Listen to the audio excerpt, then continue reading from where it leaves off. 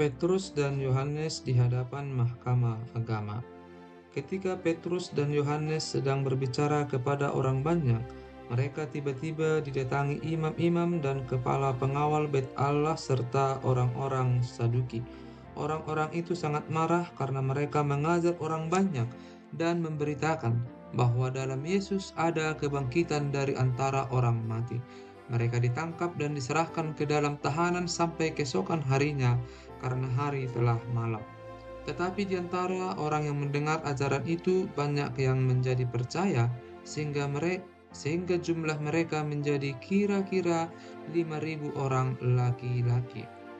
Pada keesokan harinya, pemimpin-pemimpin Yahudi serta tua-tua dan ahli-ahli Taurat mengadakan sidang di Yerusalem dengan imam besar Hanas dan Kayafas, Yohanes dan Alexander, dan semua orang lain yang termasuk keturunan imam besar. Lalu Petrus dan Yohanes dihadapkan kepada sidang itu dan mulai diperiksa dengan pertanyaan ini. Dengan kuasa manakah atau dalam nama siapakah kamu bertindak demikian itu? Maka jawab Petrus, penuh dengan Roh Kudus, hai pemimpin-pemimpin umat dan tua-tua, jika kami sekarang harus diperiksa karena suatu kebajikan kepada seorang sakit dan harus menerangkan dengan kuasa manakah orang itu disembuhkan, maka ketahuilah oleh sebab kamu sekalian dan oleh seluruh umat Israel bahwa dalam nama Yesus Kristus orang Nazaret yang telah kamu salibkan, tetapi yang telah dibangkitkan Allah dari antara orang mati, bahwa oleh karena Yesus itulah orang ini berdiri dengan sehat sekarang di depan kamu. Yesus adalah batu yang dibuang oleh tukang-tukang bangunan, yaitu kamu sendiri, namun ia telah menjadi batu penjuru. Dan keselamatan tidak ada di dalam siapapun juga selain di dalam Dia, sebab di bawah kolong langit ini tidak ada nama lain yang diberikan kepada manusia yang olehnya kita dapat diselamatkan. Ketika sidang itu melihat keberanian Petrus dan Yohanes dan mengetahui bahwa keduanya orang biasa yang tidak terpelajar, heranlah mereka, dan mereka mengenal keduanya sebagai pengikut Yesus. Tetapi karena mereka melihat orang yang disembuhkan itu berdiri di samping kedua rasul itu, mereka tidak dapat mengatakan apa-apa untuk membantahnya. Dan setelah mereka menyuruh rasul-rasul itu meninggalkan ruang sidang, berundinglah mereka dan berkata, tindakan apakah yang harus kita ambil terhadap orang-orang ini? Sebab telah nyata kepada semua penduduk Yerusalem bahwa mereka telah mengadakan suatu mujizat yang menyolok dan kita tidak dapat menyangkalnya. Tetapi supaya hal itu jangan makin luas tersiar di antara orang banyak, kita mengancam dan melarang mereka supaya mereka jangan berbicara lagi dengan siapapun dalam nama itu. Dan setelah keduanya disuruh masuk, mereka diperintahkan supaya sama sekali jangan berbicara atau mengajar lagi dalam nama Yesus. Tetapi Petrus dan Yohanes menjawab mereka, silakan kamu putuskan sendiri, manakah yang benar di hadapan Allah, taat kepada kamu atau taat kepada Allah. Sebab tidak mungkin bagi kami untuk tidak berkata-kata tentang apa yang telah kami lihat dan yang telah kami dengar. Mereka semakin keras mengancam rasul-rasul itu, tetapi akhirnya melepaskan mereka juga, sebab sidang tidak melihat jalan untuk menghukum mereka karena takut akan orang banyak yang memuliakan nama Allah berhubungan dengan apa yang telah terjadi. Sebab orang yang disembuhkan oleh mujizat itu sudah lebih dari 40 tahun umurnya. 2 jemaat. Sesudah dilepaskan, pergilah Petrus dan Yohanes kepada teman-teman mereka. Lalu mereka menceritakan segala sesuatu yang dikatakan imam-imam kepala dan tua-tua kepada mereka. Ketika teman-teman mereka mendengar hal itu, berserulah mereka bersama-sama kepada Allah, katanya, ya Tuhan, Engkaulah yang menjadikan langit dan bumi, laut dan segala isinya, dan oleh Roh Kudus dengan perantaraan hamba-Mu Daud, Bapa kami, Engkau telah berfirman, mengapa rusuh bangsa-bangsa, mengapa suku-suku bangsa mereka-reka perkara yang sia-sia?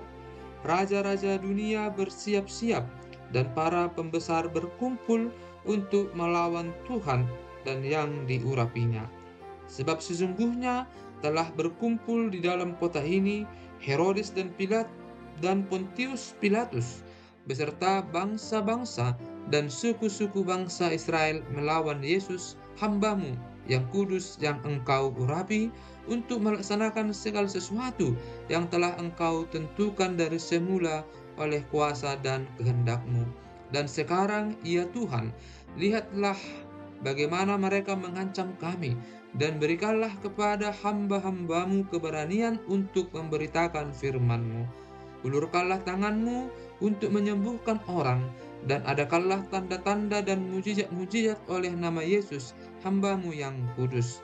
Dan ketika mereka sedang berdoa, goyanglah tempat mereka berkumpul itu, dan mereka semua penuh dengan Roh Kudus, lalu mereka memberitakan firman Allah dengan berani. Cara hidup jemaat.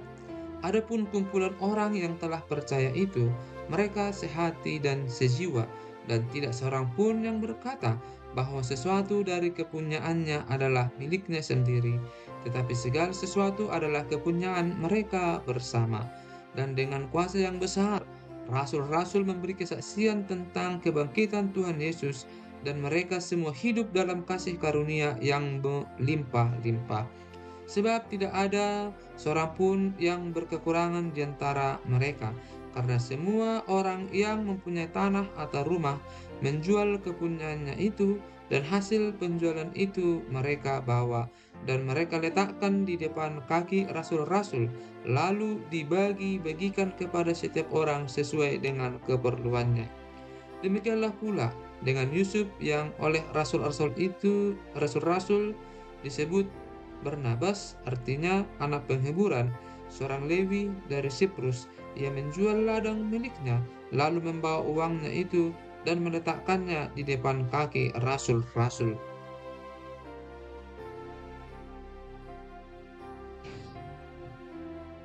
Ananias dan Safira. Ada seorang lain yang bernama Ananias. Ia beserta istrinya Safira menjual sebidang tanah. Dengan setahu istrinya, ia menahan sebagian dari hasil penjualan itu, dan sebagian lain dibawa dan diletakkannya di depan kaki rasul-rasul. Tetapi Petrus berkata, "Ananias, mengapa hatimu dikuasai iblis, sehingga engkau mendustai Roh Kudus dan menahan sebagian dari hasil penjualan tanah itu? Selama tanah itu tidak dijual, bukankah itu tetap kepunyaanmu? Dan setelah dijual, bukankah hasilnya itu tetap dalam kuasamu? Mengapa engkau merencanakan perbuatan itu dalam hatimu? Engkau bukan mendustai manusia, tetapi mendustai Allah." Ketika mendengar perkataan itu, rebahlah Ananias dan putuslah nyawanya. Maka sangatlah ketakutan semua orang yang mendengar hal itu. Lalu datanglah beberapa orang muda, mereka mengafani mayat itu, mengusungnya keluar dan pergi menguburnya. Kira-kira 3 jam kemudian, masuklah istri Ananias, tetapi ia tidak tahu apa yang telah terjadi. Kata Petrus kepadanya, "Katakanlah kepadaku, dengan harga sekiankah tanah itu kamu jual?" Jawab perempuan itu, "Betul, sekian." Kata Petrus, "Mengapa kamu berdua bersepakat untuk mencobai Roh Tuhan? Lihatlah, orang-orang yang baru mengubur suamimu berdiri di depan pintu, dan mereka akan mengusung engkau juga keluar." Lalu rebahlah perempuan itu seketika itu juga di depan kaki Petrus, dan putuslah nyawanya. Ketika orang-orang muda itu masuk, mereka mendapati dia sudah mati.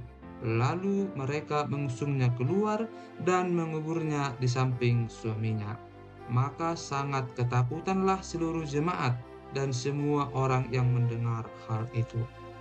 Tanda-tanda dan mujizat-mujizat. Dan oleh rasul-rasul diadakan banyak tanda dan mujizat di antara orang banyak. Semua orang percaya selalu berkumpul di serambi Salomo dalam persekutuan yang erat. Orang-orang lain tidak ada yang berani menggabungkan diri kepada mereka, namun mereka sangat dihormati orang banyak. Dan makin lama makin bertambahlah jumlah orang yang percaya kepada Tuhan, baik laki-laki maupun perempuan.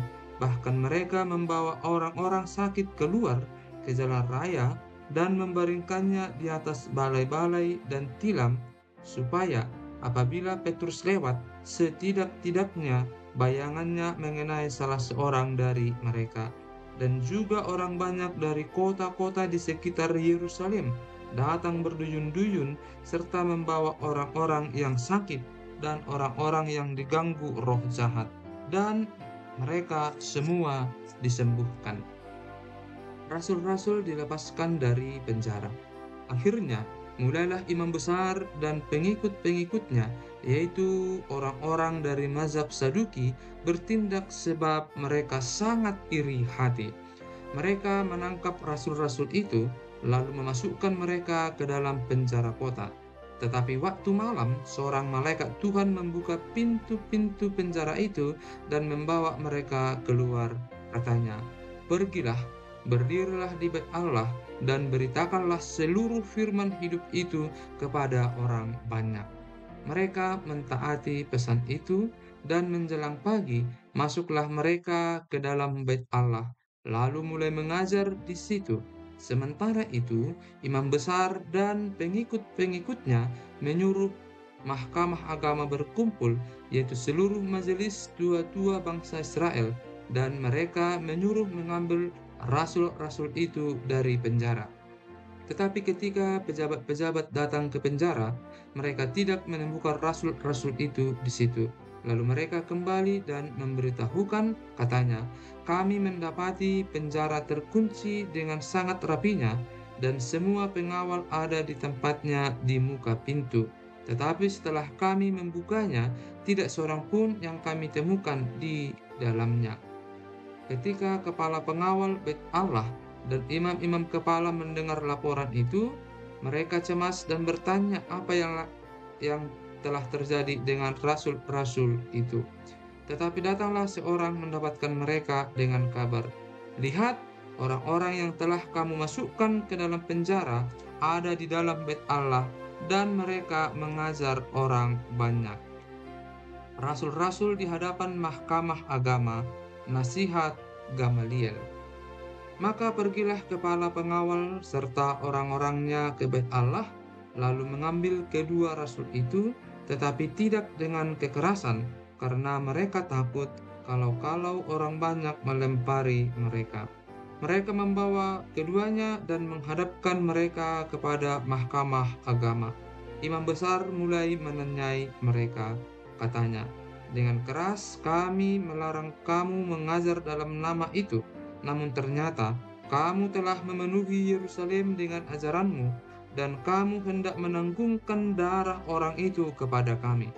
Tetapi Petrus dan rasul-rasul itu menjawab, katanya, "Kita harus lebih taat kepada Allah daripada kepada manusia. Allah nenek moyang kita telah membangkitkan Yesus, yang kamu gantungkan pada kayu salib dan kamu bunuh. Dialah yang telah ditinggikan oleh Allah sendiri dengan tangan kanannya menjadi pemimpin dan juru selamat, supaya Israel dapat bertobat dan menerima pengampunan dosa. Dan kami adalah saksi dari segala sesuatu itu, kami dan Roh Kudus yang dikaruniakan Allah kepada semua orang yang mentaati Dia." Mendengar perkataan itu, sangatlah tertusuk hati mereka, dan mereka bermaksud membunuh rasul-rasul itu. Tetapi seorang Farisi dalam mahkamah agama itu, yang bernama Gamaliel, seorang ahli Taurat yang sangat dihormati seluruh orang banyak, bangkit dan meminta supaya orang-orang itu disuruh keluar sebentar. Sesudah itu ia berkata kepada sidang, "Hai orang-orang Israel, pertimbangkanlah baik-baik apa yang hendak kamu perbuat terhadap orang-orang ini.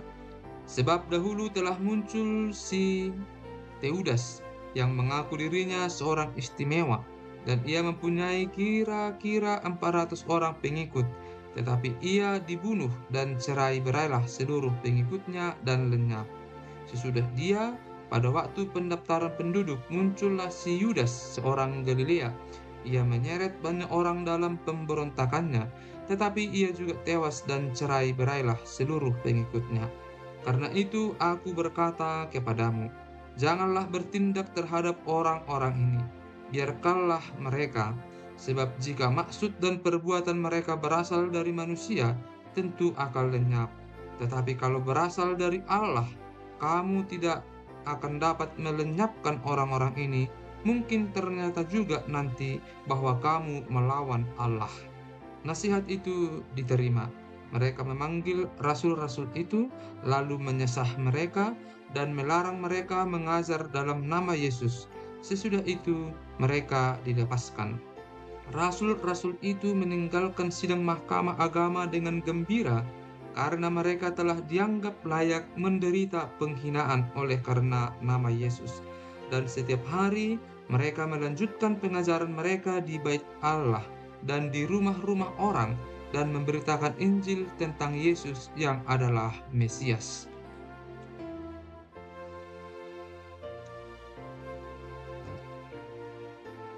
Tujuh orang dipilih untuk melayani orang miskin. Pada masa itu, ketika jumlah murid makin bertambah, timbullah sungut-sungut di antara orang-orang Yahudi yang berbahasa Yunani terhadap orang-orang Ibrani karena pembagian kepada janda-janda mereka diabaikan dalam pelayanan sehari-hari. Berhubung dengan itu, kedua belas rasul itu memanggil semua murid berkumpul dan berkata, "Kami tidak merasa puas karena kami melalaikan firman Allah untuk melayani meja. Karena itu, saudara-saudara, pilihlah 7 orang dari antaramu yang terkenal baik dan yang penuh roh dan hikmat, supaya kami mengangkat mereka untuk tugas itu, dan supaya kami sendiri dapat memusatkan pikiran dalam doa dan pelayanan firman." Usul itu diterima baik oleh seluruh jemaat, lalu mereka memilih Stefanus, seorang yang penuh iman dan Roh Kudus, dan Filipus, Prokorus, Nikanor, Timon, Parmenas, dan Nikolaus, seorang penganut agama Yahudi dari Antioquia. Mereka itu dihadapkan kepada rasul-rasul, lalu rasul-rasul itu pun berdoa dan meletakkan tangan di atas mereka. Firman Allah makin tersebar dan jumlah murid di Yerusalem makin bertambah banyak. Juga sejumlah besar imam menyerahkan diri dan percaya. Tuduhan terhadap Stefanus. Dan Stefanus yang penuh dengan karunia dan kuasa mengadakan mujizat-mujizat dan tanda-tanda di antara orang banyak. Tetapi tampillah beberapa orang dari jemaat Yahudi yang disebut jemaat orang Libertine. Anggota-anggota jemaat itu adalah orang-orang dari Kirene dan dari Alexandria, bersama dengan beberapa orang Yahudi dari Kilikia dan dari Asia. Orang-orang itu bersoal jawab dengan Stefanus, tetapi mereka tidak sanggup melawan hikmatnya dan roh yang mendorong dia berbicara. Lalu mereka menghasut beberapa orang untuk mengatakan, "Kami telah mendengar dia mengucapkan kata-kata hujat terhadap Musa dan Allah." Dengan jalan demikian, mereka mengadakan suatu gerakan di antara orang banyak, serta tua-tua dan ahli-ahli Taurat. Mereka menyergap Stefanus, menyeretnya, dan membawanya ke hadapan mahkamah agama. Lalu mereka memajukan saksi-saksi palsu yang berkata, "Orang ini terus-menerus mengucapkan perkataan yang menghina tempat kudus ini dan hukum Taurat. Sebab kami telah mendengar dia mengatakan bahwa Yesus, orang Nazaret itu, akan merobohkan tempat ini dan mengubah adat istiadat yang diwariskan oleh Musa kepada kita." Semua orang yang duduk dalam sidang mahkamah agama itu menatap Stefanus, lalu mereka melihat muka Stefanus sama seperti muka seorang malaikat.